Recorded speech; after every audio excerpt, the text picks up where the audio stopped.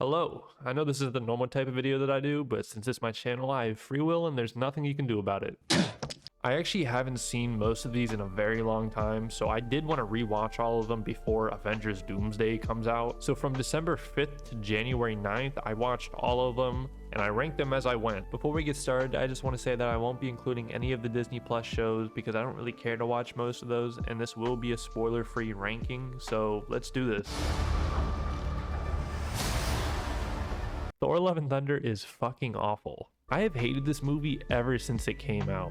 I will most likely never watch it again, and the only reason I did was to understand why I hate it so much. We'll get to this later, but it took everything that didn't work about Ragnarok for me and made it worse. It might have better comedic timing, but it's still painfully unfunny, and the fact that it's trying so hard to be funny makes it not funny. Like, if you were to tell me that in a Thor movie there'd be a love triangle between his hammer, his axe, and him, I would tell you to stop smoking crack. There's also the whole goat thing, which, I mean, they just speak for themselves. There's also a lot of fake out deaths, which just have no impact, and the film overall never felt like it had any consequence. Thor is also somehow one of the worst characters in his own film, apart from Korg, who I genuinely don't care about and ruined almost every scene he was in just because he felt like a self-insert from the director. I also don't really like the final battle of this film. It felt very cringy, and overall I just didn't really like it. And I mean, don't even get me started on the CGI of this film.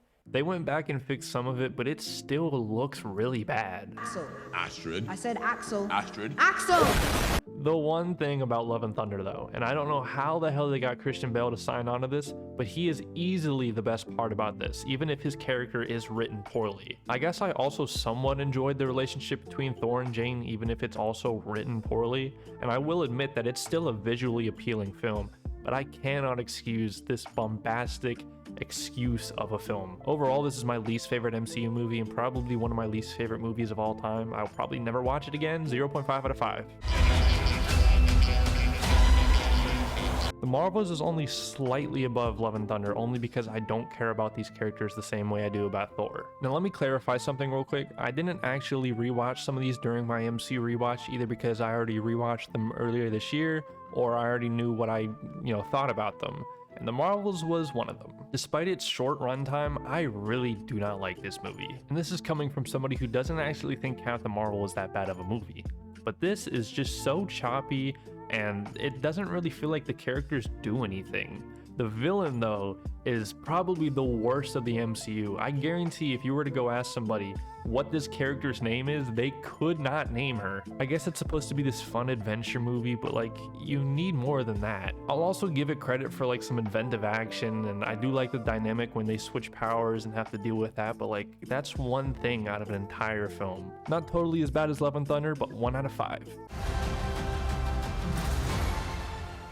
Now you might not believe me, but I had some insane hype for this movie. The trailers were looking cool, Kang looked insane, and I actually didn't think it was that bad when I first saw it. But there was something very off when I rewatched it. It was very boring and not how I remembered it. What they do with the quantum realm really feels like a missed opportunity. There is one scene where Ant-Man kind of makes an ant pile, and that's really cool. I feel like that's what the film should have been. But that's like the only scene where I was like, wow, that's pretty cool. I'm also just gonna say it, I don't like Cassie in this movie. It's not how I pictured the little girl from the first Ant-Man being.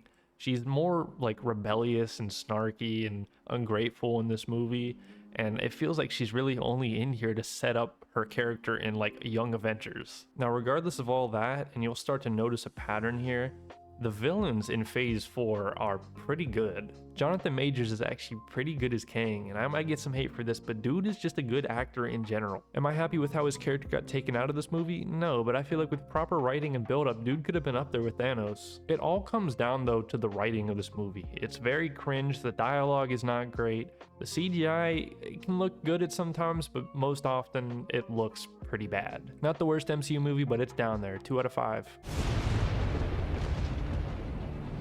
Now, honest to God, I couldn't tell you if I've actually seen this before now. The Dark World's worst quality is that it's just too forgettable. It's not entirely terrible, but it is just so boring that you might forget it immediately after you watch it. It doesn't really do much in the way of Thor's character either, and the villain, we can all agree, isn't that good.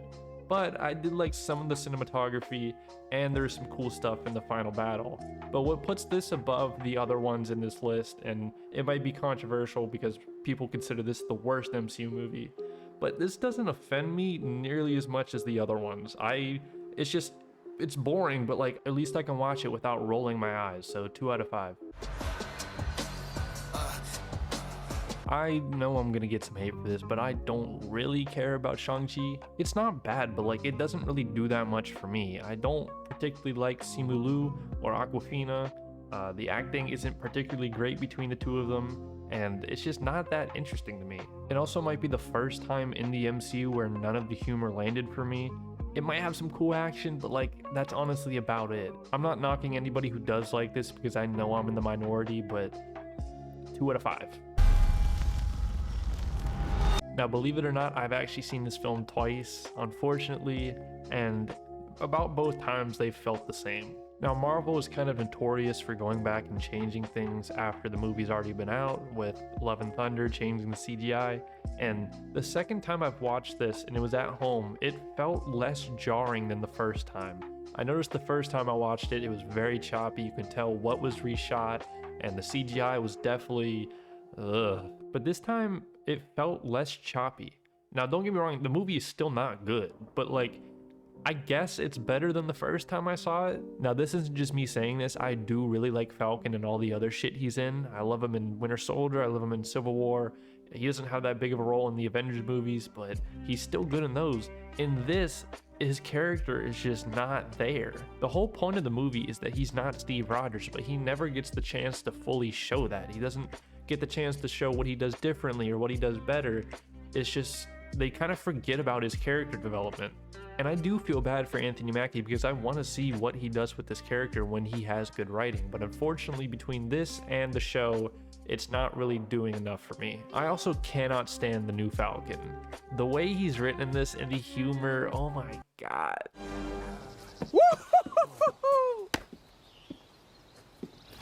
Damn. Nobody saw that. Around the halfway mark, his character kind of gets written out of the story for the rest of the movie, and I cannot help but laugh every time I see that scene, just because it's so forced. They try to get like this emotion out of you for this character that you don't care about, and I don't know, I just find it so funny. Red Hulk can only be defined as fine. I mean, there's no surprise that he's gonna turn into Red Hulk, and the battle he has is, again, just fine. I can't really say much about his character. But overall, it's kind of fitting that I'm giving this the score that it is because it's half of a movie. I mean, you can still tell that it's choppy and it got reshot and all this, so 2.5 out of 5. I can't help but feel so much wasted potential when I watch this, and it's really when I started to notice the MCU declining. It's not the most well written, and I hate that it's a trend in Phase 4 where despite of everything the villain has done, they're somehow written to be redeemable in the end. I also don't really like America Chavez. I don't know if that's controversial or whatever. I don't really like her character. She doesn't really do much in the film apart from scream, which I know Sam Raimi loves to do. And this is still my least favorite appearance of Scarlet Witch in the MCU. I just find her kind of annoying in this. I do like her in Age of Ultron a lot, which we'll get to, but in this, I can't say the same. With Sam Raimi directing though, it is directed well, and the cinematography is nice, but again, I feel like this could have been more, so 2.5 out of 5. Now, I was a Captain Marvel defender when it first came out, and I still don't think it's that bad. I think it has a nice introduction for the Skrulls, and I also do like the cinematography too, but the more I watch it, the less I do like it. I think it's interesting throughout the movie that we get to know her character at the same time that she does. I think that's an interesting thing to do with the character, but at the same time, there's not a whole lot with her character. It has some cool action too, like it's not like particularly boring, but there is a part in the middle where it's kind of slow, and like I said, I just wish there was more depth to her character, but I would still watch it again, I guess, so I'm gonna give it a 2.5 out of 5. Alright, you can kind of tell I'm speedrunning these lower tier movies, but we have Ant-Man and the Wasp, which is not entirely boring again. This one is just kind of bland. The action isn't that good. It's not that visually appealing, especially coming off of the first Ant-Man. And the villain is also very underwhelming. Paul Rudd is still solid as Ant-Man, and I like the introduction of the Wasp in this. And the relationship between him and Cassie is probably the best part of this. If I'm remembering correctly, it's been a little bit, but it's definitely a step down from the first one. I do think the humor is pretty good, but again, there's really just not a whole lot to this one. So again, it's another 2.5 out of 5. So out of phase 1, I think everybody would agree this is the least interesting one. It's way slower than it actually is, and there's a lot that could have been done to kind of make the movie better. Thor's arc doesn't particularly have the intended impact that it wants to have. It's definitely lacking in the action department too, and I really just cannot stand the Dutch angles in this. Like look at this shit. Chris Hemsworth is fine for his first outing as Thor, and Tom Hiddleston is also just fine, but his Loki doesn't have that much screen presence as what would come later. And Asgard does look nice, like I'll give it that, but at the end of the day, I mean, it's still like not that interesting to me. So 2.5 out of 5, who would have guessed? Now hear me out, I know this might be an unpopular opinion, but I never really cared for this movie. It never really sat right with me. I don't believe it was the best outcome given the circumstance of Chadwick Boseman passing away, and it really didn't need to mirror real life.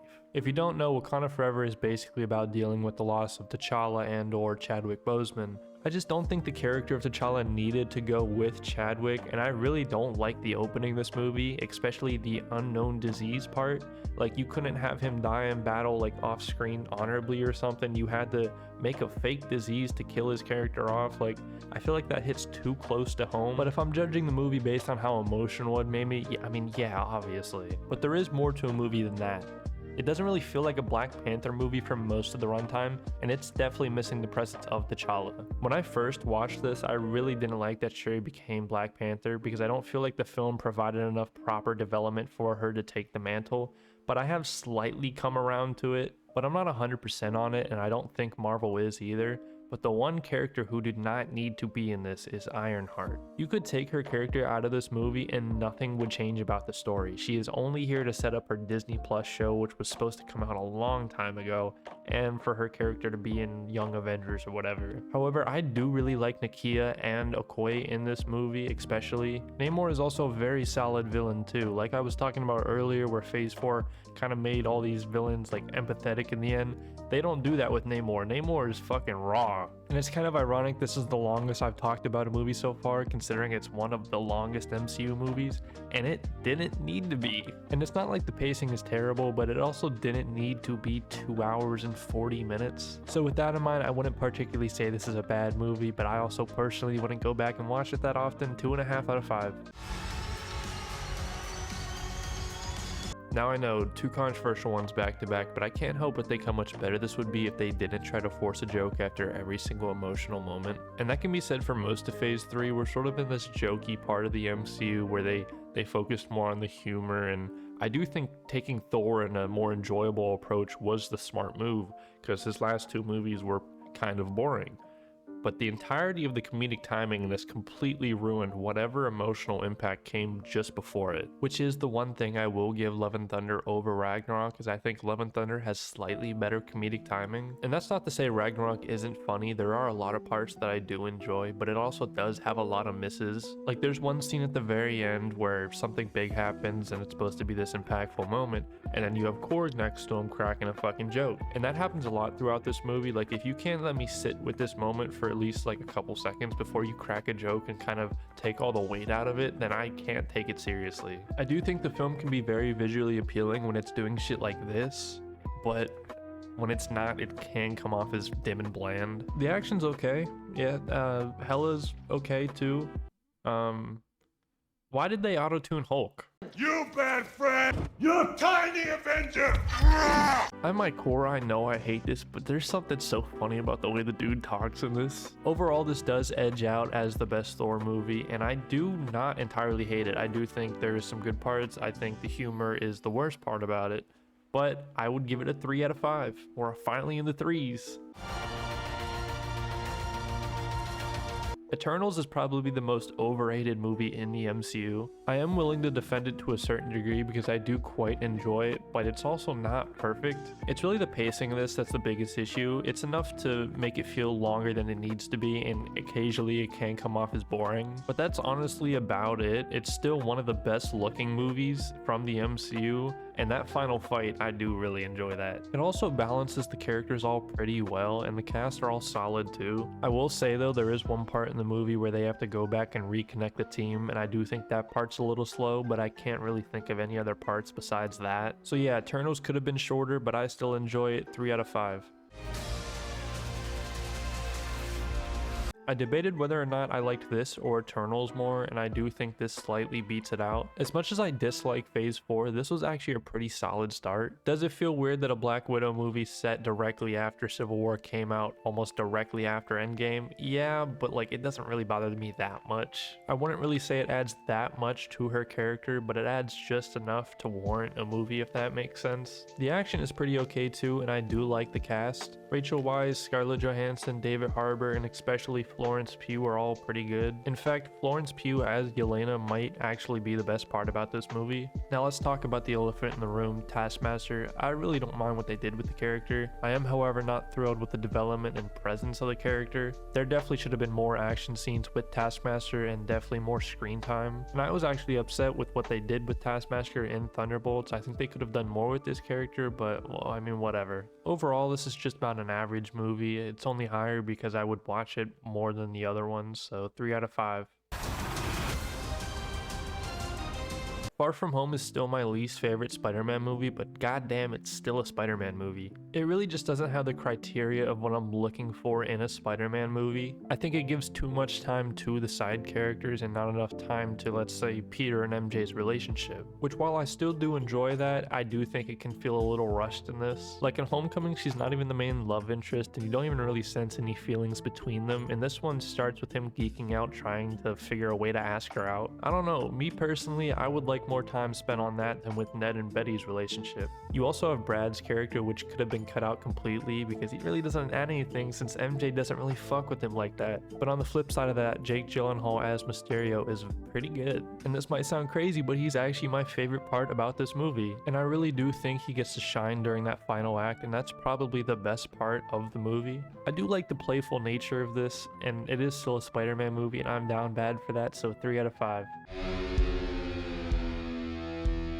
Iron Man 2 is actually my least favorite of the Iron Man trilogy, but I don't actually think it's that bad. I think what made the first Iron Man work mostly is present here too. Robert Downey Jr. is still a lot of fun as Iron Man, and I like what they try to do with his character in this. But with that being said, that's not me saying that they did it well. I think my biggest issue with this is that it has a lack of a prominent character arc for Tony. And also Whiplash is a lackluster villain, especially at the end of the movie. I want my bird. I do like how it progresses the relationship with him and Pepper and him and Rhodey though, and you can kind of see it's starting to build towards something more. But as a standalone film, it's fun, but it's also just okay, so 3 out of 5.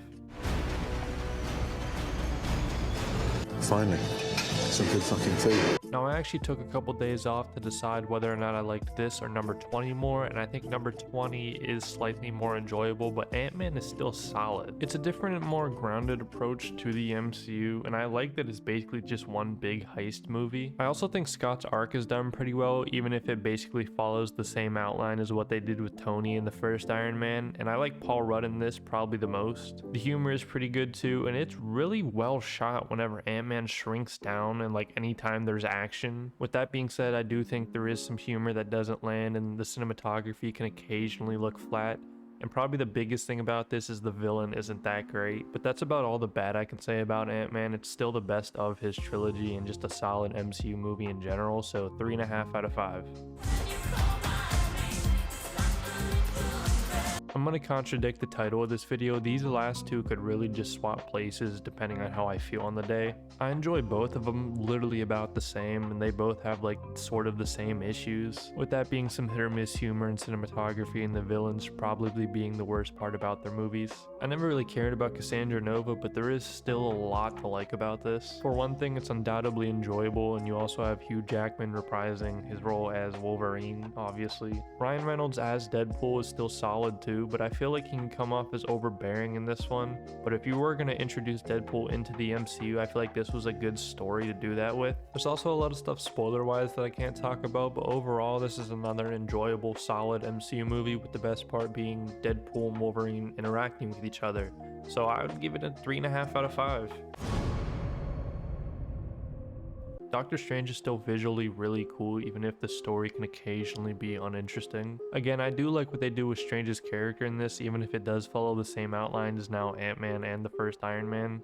And Benedict Cumberbatch plays him pretty well too. I also really like the relationship between him and Christine. I think that was one of the best parts, and it was able to ground the story despite of everything going on. The final battle was still probably also up there. It was able to do something I haven't seen before, and it was just unique. Though I do think the villain of this is completely underutilized, especially having Mads Mikkelsen play him. And the film overall does feel like it has more potential that could have been explored, which is kind of disappointing considering the sequel didn't really expand on that. But I still really like Doctor Strange as a movie, and the negatives don't outweigh the positives for me, so I'm gonna give it a 3.5 out of 5. I'm going to contradict the title again because this and the next one could really swap places, but I think the next one relates to me a little bit more. I've seen Black Panther about 3 or 4 times though, and it's honestly gotten better each time I've watched it. I really appreciated this time around how mature it felt compared to the rest of Phase 3, and the action and direction are pretty good too. Chadwick Boseman and Michael B. Jordan are also one of the best parts about this, and I wish their rivalry was explored more. But if I had to say something bad about it, I think there's a chunk in the middle that's a little slow, and some of the CGI can be pretty bad. But again, the positives outweigh the negatives for me, so I would also give it a 3.5 out of 5. Yeah, this was another one where I had to take time to decide which one I liked more, but I think this slightly beats out Black Panther just because I can relate to this one a little bit more. I like them both equally though, and they really share the same amount of quality, so it could be either or. I think the biggest issue with Spider-Man Homecoming though is it's not the most independent Spider-Man story, and I know that's supposed to be the point, but I'm just not the biggest fan of this characterization of Peter, and he can often come off as irritating. I do like Tom Holland though as Spider-Man, and this clearly isn't an issue for him in No Way Home. So I'm excited to see a more mature Peter in Brand New Day, but this one I can't say the same. There had to have been a more interesting way to make Peter's character realize that you don't need a suit to be a hero without Iron Man being so tied up into it. And I was an Iron Boy Jr. defender. I feel like if you're gonna bring Spider-Man into the MCU for the first time, make him interact with these characters. But at the same time, he should be independent and not rely on them. Anyway, I know it sounds like I'm dogging on this movie, but I still really enjoy it. It's just that's my biggest issue with the movie, and I feel like I should address that first. It's a solid coming of age story, and I love the central theme of the film with what I said earlier about not needing a suit to be a hero. And what they do with Vulture's character is undeniably great too. And it's still a Spider-Man movie, so like even the bad ones I still enjoy. So yeah, it's looking like another 3.5 out of 5, and trust me, we only got a couple more of those. I don't care. The Incredible Hulk goes so hard for no reason. I've always really liked the Incredible Hulk, and I still think it's underrated as hell. I just really like what they do with Hulk's character in this. Like, dude is a menace. He's got that dog in him. The whole opening of this in Brazil I really like too, and how it familiarizes us with Bruce and Hulk's character, and the whole part about him being a fugitive, but especially the action. The pacing of the action scenes and the action scenes themselves are all done really well throughout the film, and I really enjoyed the finale too. But my 2 gripes with the film though is I don't think the romantic aspect is all that good, and there's maybe 1 or 2 moments where the film can occasionally feel bland, but I still really enjoy this nonetheless, so I'm gonna give it a 3.5 out of 5. The first Avenger might be the weakest of the Captain America trilogy, but I say it's just shy of being up there with the other 2. It really just comes down to Red Skull not being that good of a villain, and the fact that I would rather just watch the other 2. Because I really like how the theme of heroism is handled in this, and Chris Evans does a good job for his first outing as Captain America too. The ending of this is arguably one of the best of the MCU too, in my opinion. And Steve and Peggy's relationship plays a big part in that, which I also enjoy. I think it sums up the character of Captain America really well too, and the action's pretty solid too from what I remember. I don't really have that much more to say about this one, so I'm gonna give it a 3.5, and we're gonna keep rolling. Even though Marvel's 2025 started out pretty rough with Brave New World, they did follow up pretty good with Thunderbolts. It actually feels like it has care put into it. The cinematography is great, the writing and story is great, and especially the team in this. Florence Pugh and Louis Pullman are easily the standouts of the cast, but I'm excited to see what they do with these characters in Doomsday. What has also been consistent both times I've watched this is my feelings towards the ending. It's the same issue I have with the next movie on this list, where you have this great story and the first 3/4 are really good, but then the ending doesn't quite stick the landing. To me, it feels like the ending of this is mainly there to set up Doomsday. I guess you could also say it's there to fulfill Yelena's character arc with her wanting to have purpose throughout the film, but the abruptness of it kind of feels off to me, and I think that's what really sticks out. But if I'm being honest, that's my only issue with the movie, and I don't think it's that big of a deal. I like that this is a tonally darker film, and when Marvel actually puts effort into their movies, they can make some pretty cool stuff, so this is our first 4 out of 5. The Fantastic Four First Steps still slaps. I love the setting, the visual style, and the cinematography of this. They all work really well together to immerse you into this world. And another big factor of the movie that really works is the Fantastic Four team themselves. When I first watched this, I didn't think Pedro Pascal was that good as Mr. Fantastic, but now I think he's just as good as the rest of the team. I still wish they showed more of his powers, but I'm hoping that's something Doomsday can do. I also really like the characters of Shalla-Bal/Silver Surfer and Galactus, and really my only gripe with the movie is the ending. I think once a certain thing happens to a character, the writing kind of like becomes worse, which is a shame because if the ending was just as good as the rest of the movie, it could easily be top 10. But regardless, I still really like this despite the ending, so I'm giving it a fantastic 4 out of 5. Guardians of the Galaxy Volume 2 actually went from being my favorite of the trilogy to being my least favorite. It's solely due to the humor, which I just didn't find funny this time around, and with the amount of it that there is, it can just come off as annoying. And when the film is occasionally funny, it just doesn't really hit how it should because of that. And don't get me wrong, I think James Gunn can be a very solid writer when he wants to be. Just look at the other 2 Guardians movies and the Suicide Squad. But this and Superman, and don't get me wrong, I think this is way better than Superman. I don't really like the new Superman movie. But either way, I feel like he starts writing this stuff and he just kind of gets lost in the sauce. Because if I'm being honest, the worst part about all of his movies is the humor. Because this dude can write some incredibly emotional stuff, but then to drown it in childish fart humor really just kind of ruins it. And I don't know why this and Superman are so filled with this type of humor, because the other ones are balanced very well with the humor and the emotional parts. Like I said, lost in the sauce, but either way, this is still up there for me. I absolutely love the family aspect of this, and Ego is a great villain. I'll also just say it now because you'll probably hear me say it later. I am down bad for Gamora. She's probably my favorite MCU character, and I literally love anything she's in. And while it really helps a movie coming later in the list, I think she's really good in this one too. I like how it further progresses Quill and Gamora's relationship, and that's probably my favorite part about the Guardians movies. I also think all 3 of the Guardians movies are probably the most visually appealing of the franchise, and also the action in this one is pretty great too. And the team's chemistry is undeniable, and this one is no exception to that. So yeah, even though the humor can ruin some parts, I still really love this movie and this trilogy, so 4 out of 5. I never really got the hate for Age of Ultron. Sure, it might be the weakest Avengers movie, but it's still pretty good. It's similar to the Guardians of the Galaxy Volume 2, where the humor is the weakest part, but this does have less humor, so that's a plus. And apart from some occasionally weak writing, those are really my only issues with the movie. I think Wanda, Quicksilver, and Vision are all a nice addition, and the opening battle, final battle, and overall action are really good, and the cinematography direction are really nice too. Apart from this shot, I fucking hate this shot. Ultron is actually a very solid villain to me, and I don't think he gets the credit he deserves, especially in this modern age of AI and all this bullshit. And like, it's an Avengers movie, so like, it's really hard to fuck these up, right? Right? Either way, I still like this movie, so 4 out of 5. Also, these next 2 could probably switch depending on how I feel on the day.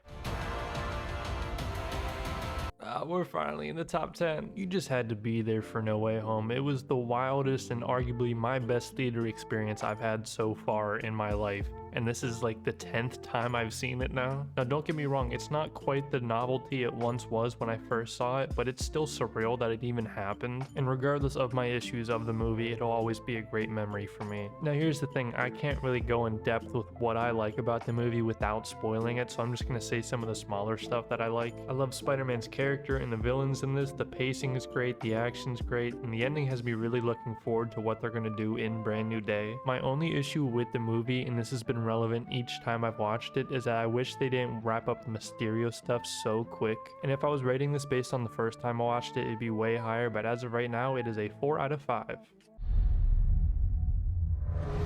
I used to watch Iron Man 3 religiously at my grandma's. It's honestly become sort of a comfort film for me, and it's probably my second most watched MCU movie. I really enjoy what they do with Tony's character, even if I wish there was more Iron Man in it. The finale is great, and a lot of the humor does really work for me, even if some of it doesn't. And while everybody dislikes the villain in this, I don't think it's that bad, but I also don't think it's that good. I think I like the idea more of it than the execution. I could also see myself putting this on during Christmas time, and the action, solid. Mark 42, solid. That's just my favorite Iron Man armor. But yeah, I really don't have much more to say about this. We're starting to get into these movies where I don't really have that many bad things to say about them, so 4 out of 5.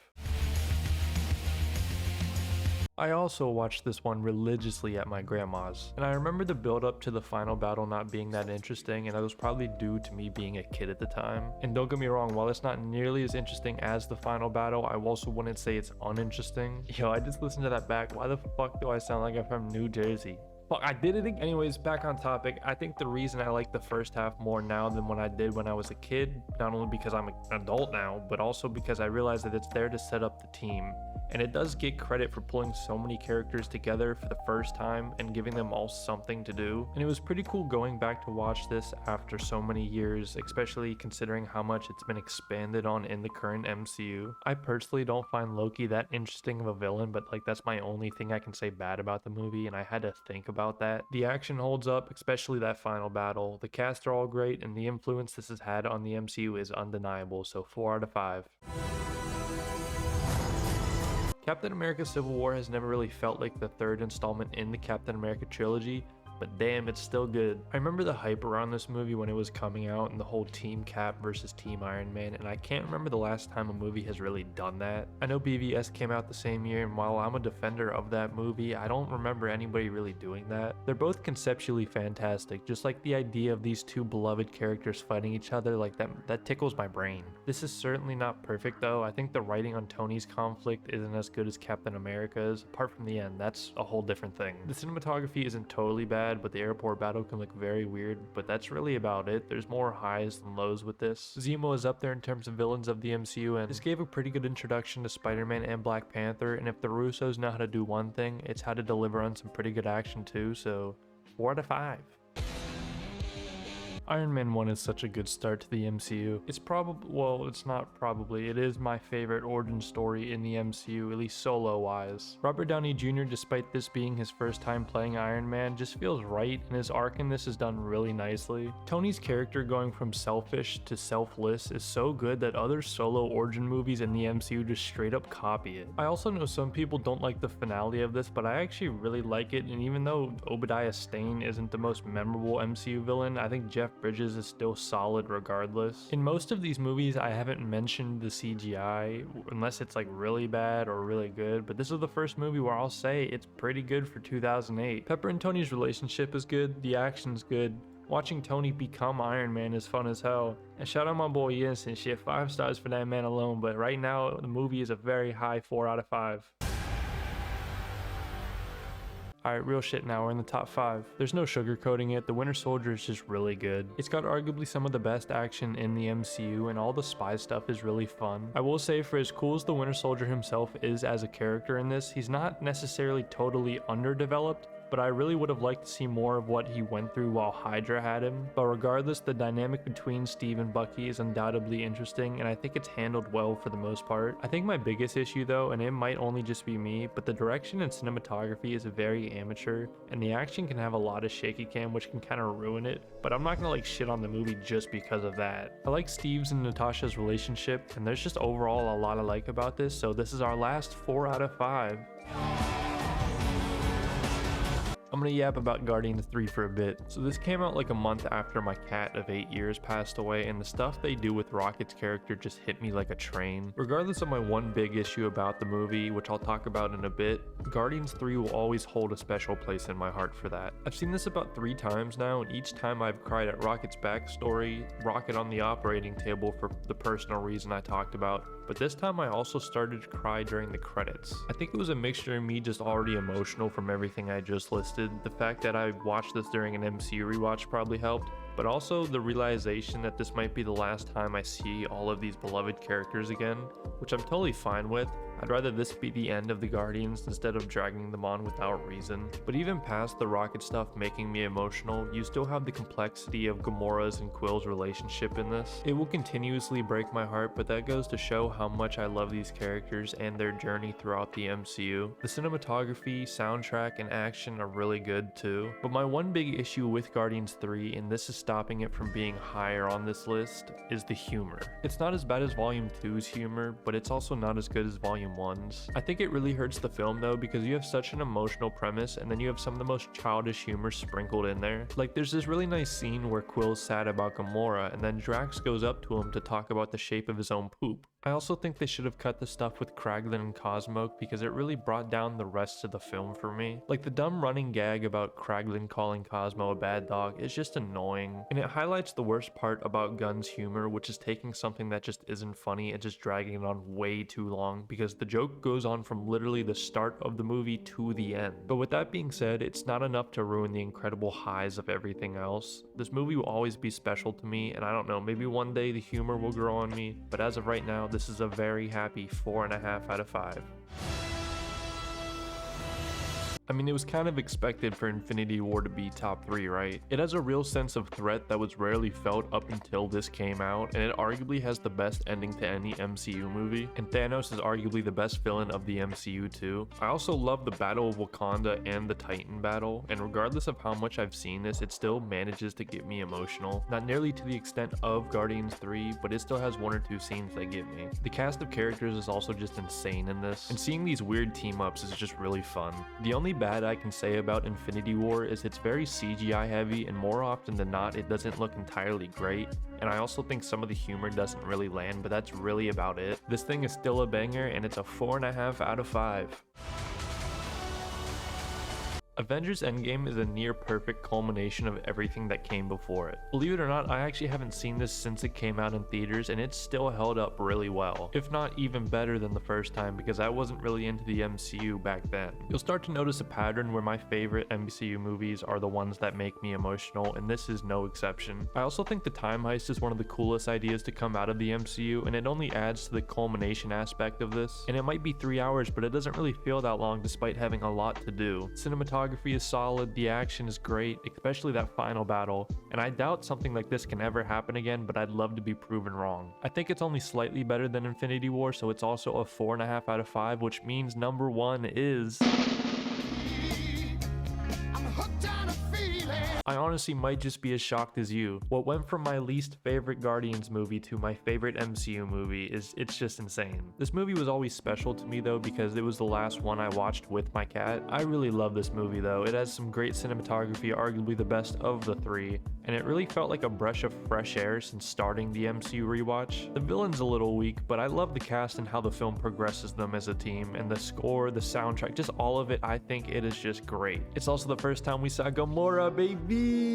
But seriously, what Gunn was able to do here is really special, and it really worked out in the end. I remember thinking the final battle was a little underwhelming, but I must have just been smoking shit because this thing slaps. It's also just a really nice story, and if I had to choose one MCU movie to just watch out of the blue, it would be this one. What's only holding this back from being perfect is some of the humor, which is kind of expected at this point from Gunn, but it is still a 4.5, and we are done. So that's it. This video was a pain to make, but I am glad I did it. I'm sure I'll eventually do some more movie reviews in the future, but let me know how I did on this, and if I upset you, then I'm sure you'll find a way to deal with it.